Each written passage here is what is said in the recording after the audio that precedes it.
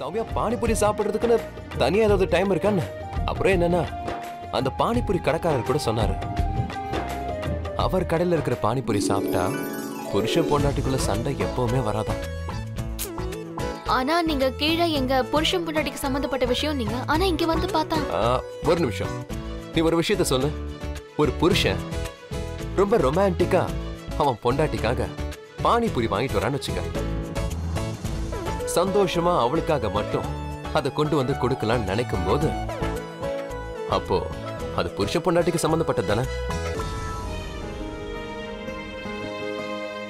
சரி, அந்த கதை விட பானிபூரி சாப்பிடலாம்.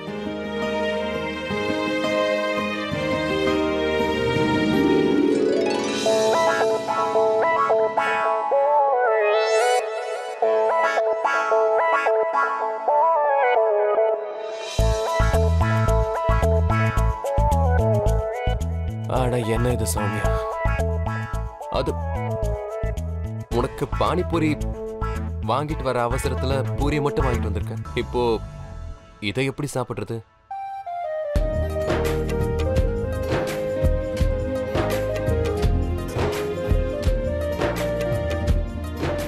அதனால என்னங்க, அந்த பானிபூரி வைக்கிற அண்ணனுக்கு முழுமையான நம்பிக்கை இருக்குல்ல, நம்மளோட உறவும் இதே மாதிரி இருக்கும்.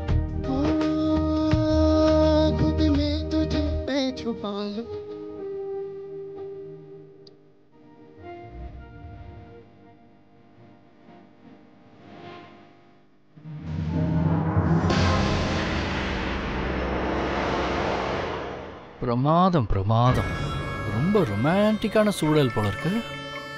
சரி, கொஞ்சம் ட்ராஜடியா மாத்திட்டு வரலாம்.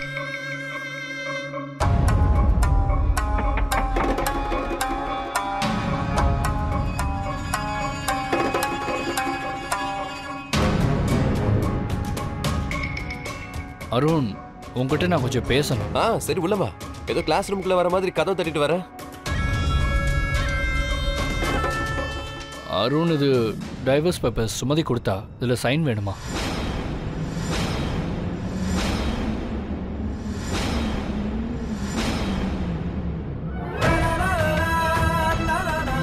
இந்த விஷயம் உனக்கு கொஞ்சம் கஷ்டமா இருக்கும்னு எனக்கும் தெரியும். இல்ல இல்ல இல்ல, இது நல்ல விஷயம் தான். கொடு, நான் சைன் பண்றேன்.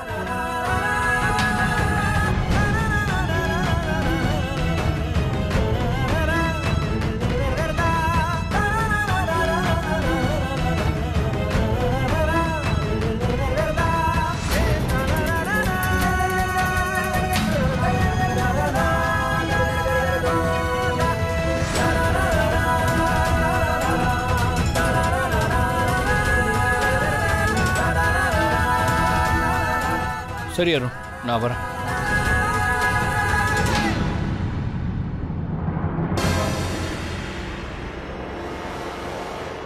நீ என்ன யோசிக்கிறேன்னு எனக்கு தெரியும்.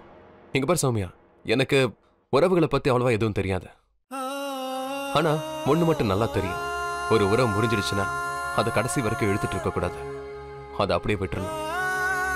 அதே மாதிரிதான் எனக்கும் சுமதிக்கும் நடுவில் இதுக்கு முன்னாடி எதுவும் இருந்ததில்லை, இனிமேலும் அப்படிதான். நான் எப்பவும் என்னைக்கும் உனக்கு மட்டும்தான். அப்புறம் சௌமியா, சுமதிக்கு முழு உரிமை இருக்கு. இந்த உறவை அவ முறிச்சுக்கிட்டு அவளோட வாழ்க்கையை அவ புதுசா ஆரம்பிக்கட்டுமே. அவளுக்காக அதுக்கு துணையா நான் எப்பவும் கூடவே இருப்பேன்.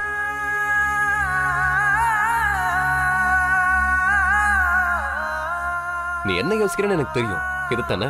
ஆஹா, நாம அருண் எவ்வளவு நல்ல நல்ல விஷயமா பேசுறாரு, ரொம்ப அன்போடு நடந்துக்கிறாரு, அப்படிதானே? வா உட்காரு. உனக்கு ஒன்று தெரியுமா, ஒரு சீக்ரெட்டான விஷயம் இருக்கு. அருண்க்கு இது எல்லாத்தையுமே அவனுடைய சௌமியா தான் கத்து கொடுத்தா. நானா? நான் எப்பங்க கத்து கொடுத்தேன்? நீ தான் என் வாழ்க்கைக்குள்ளவே வந்துட்டல, அது போதும். எனக்கு வேற என்ன வேணும்?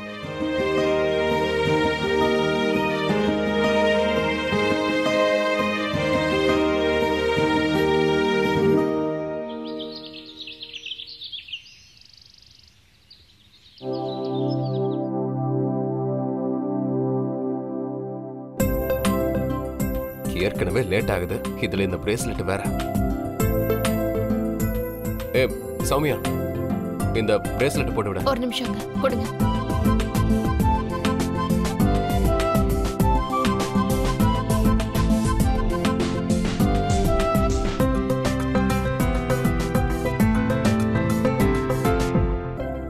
ரெண்டு நிமிஷம் இருங்க.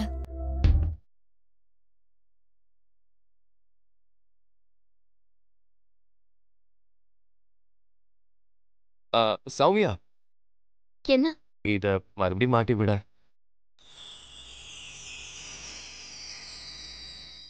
சரி, மறுபடியும் போட்டு விடுறேன்.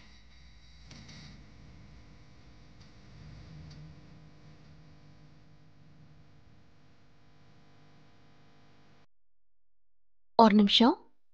இந்த தடவை கரண்ட் வராது.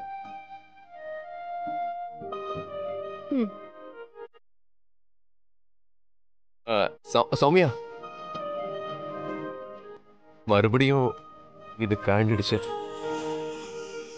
மறுபடியும் போட்டு விடுறேன். ஒன்னு தெரிஞ்சுக்கோங்க, நான் ஒன்னும் அந்த அளவுக்கு முட்டாள் இல்லைங்க. நீங்க இதெல்லாம் வேணும் தான் செய்றீங்கன்னு எனக்கு தெரியும். உனக்கு எதுவும் தெரியாதுன்னு நான் எப்ப சொன்னேன்? நீ தான் ரொம்ப ஸ்மார்ட் ஆச்சே. அப்புறம் உனக்கு இதுவும் தெரியும்ல, இதெல்லாம் நான் வேணும் தான் செஞ்சேன்னு. உனக்கு ஒன்று தெரியுமா சௌமியா? நம்ம 2 பேருக்குள்ள இருக்க உறவு இருக்குல்ல, அது இந்த பிரேஸ்லெட்டோட லாக் மாதிரி. ஒருவேளை இந்த பிரேஸ்லெட்டோட 2 எண்டையும் லாக் பண்ணலன்னா அப்புறம் என்ன ஆகும்? இப்படிதான் தனித்தனியா புரிஞ்சிருக்கணும்.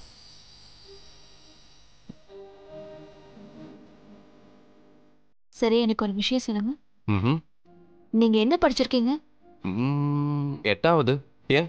நான் என்ன நினைக்கிறேன்னா, 8வது வரைக்கும் படிச்சு நீங்க இவ்ளோ பேசுறீங்கன்னா, இன்னும் கொஞ்சம் கூட படிச்சிருந்தீங்கன்னா அப்புறம் உங்களை கண்ட்ரோலே பண்ண முடியாது. சௌமியா, என் ஃபீலிங்ஸ் எல்லாத்தையும் நீ கண்ட்ரோல் பண்ணிக்கிட்டு இருக்க. நீ என்னையே கிண்டல் பண்றல? நான் எங்கங்க உங்களை கிண்டல் பண்ணேன்? நான் 8வது படிச்சேன்னு கிண்டல் அடிக்கிறேன். இல்லங்க, நான் ஏன் அப்படி செய்ய போறேன்? நானே ஒன்றும் படிக்காதவன். மற்றவங்க பேசுறத கேட்டுதான் நான் ஏதாவது தெரிஞ்சுப்பேன். யார் என்ன சொல்றாங்களோ நான் அதை நம்பிடுவேன். அதோட எனக்கு என்ன தோணுதுன்னா, ஒரு மனுஷனுக்குள்ள மனிதாபிமானம் அப்புறம் புத்திசாலித்தனம் இல்லைன்னா அவங்க எவ்வளோ படிச்சிருந்தாலும் வேஸ்ட் தான். அதனால எனக்கு உங்க மனசை கஷ்டப்படுத்தணுங்கிற நோக்கம் கண்டிப்பா இல்லைங்க. ஒருவேளை உங்களை கஷ்டப்படுத்திருந்தேன்னா ஐம் சாரிங்க. நான் உனக்கு ஸ்பெஷல் ஆனவனா? அப்ப சரி, வா கீழே போவோம். ஒரு பொண்டாட்டி புருஷனை எப்படி வேலைக்கு போகும்போது வழி அனுப்பி வைப்பாலோ அதே மாதிரி என்னையும் நீ அனுப்பி வைவா. கீழையா?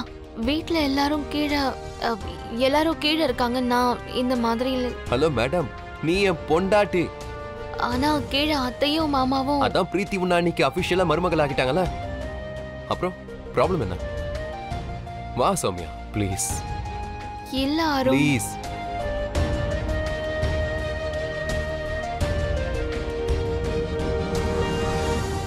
நான் சொல்றத கேளு ராவி. நம்ம வீட்டுக்கே போயிடலாம். அப்பா 2-3 திட்டுவாரு, அவ்வளவுதானே. ஆனா எப்படி உங்க அப்பா தன் மகன் திரும்ப வீட்டுக்கு வரதுக்கு சம்மதிச்சாரோ அதே மாதிரி ஏன் அப்பாவும் ஒத்துப்பாரு. அது எப்படியும் இங்க நமக்கு மரியாதை இருக்க போறதில்ல.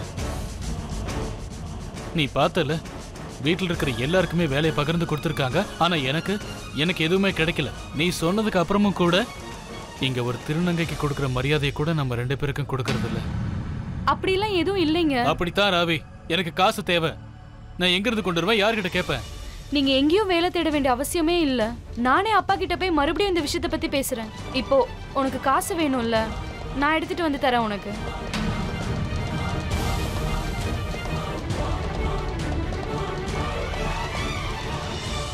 இப்ப நான் வேலைக்கு போலாம்ல சௌமியா? சரி போங்க. வருண் உங்களுக்காக காத்துட்டு இருப்பாருங்க. நீங்க போங்க. இங்க பாரு, போறதுக்கு முன்னாடி ஹக் பண்ணி வழி அனுப்பலாம்ல.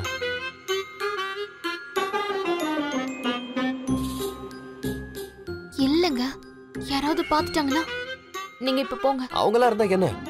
இங்க பாரு, யாரும் அதெல்லாம் பார்க்க மாட்டாங்க. நான் சொன்ன மாதிரி செய். நீங்க ஏங்க அடம் பிடிக்கிறீங்க? யாராவது பாத்திர